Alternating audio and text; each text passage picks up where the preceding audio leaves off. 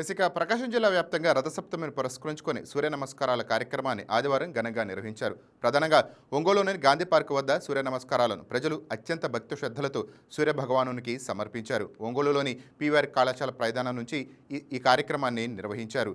అంతేకాకుండా గణతంత్ర దినోత్సవాన్ని పురస్కరించుకొని 150 మీటర్ల త్రివర్ణ పతాకాన్ని చేతపట్టి 1000 మంది విద్యార్థులు ర్యాలీగా నిర్వహించారు. ఈ ర్యాలీలో మాజీ జడ్పీ చైర్మన్ ఈదర హరిబాబు జెండా ఊపి ప్రారంభించారు.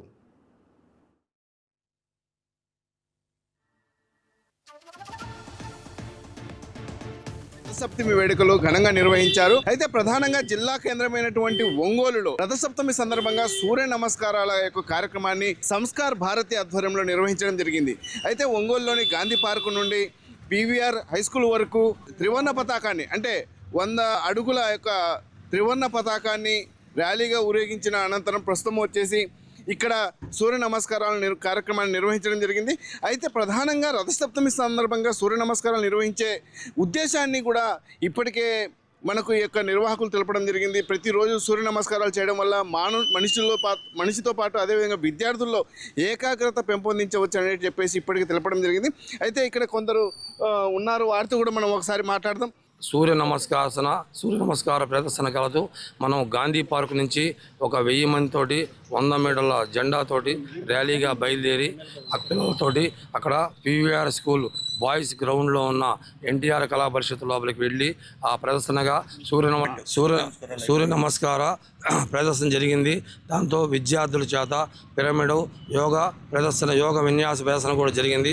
ఈ కార్యక్రమానికి విచ్చేసిన అనంతమైన యోగ సాధకులందరూ కూడా ఈ కార్యక్రమం పాల్గొని విజయవంతం చేసిన దానికి సార్ చెప్పండి, అసలు సూర్య నమస్కారాల వల్ల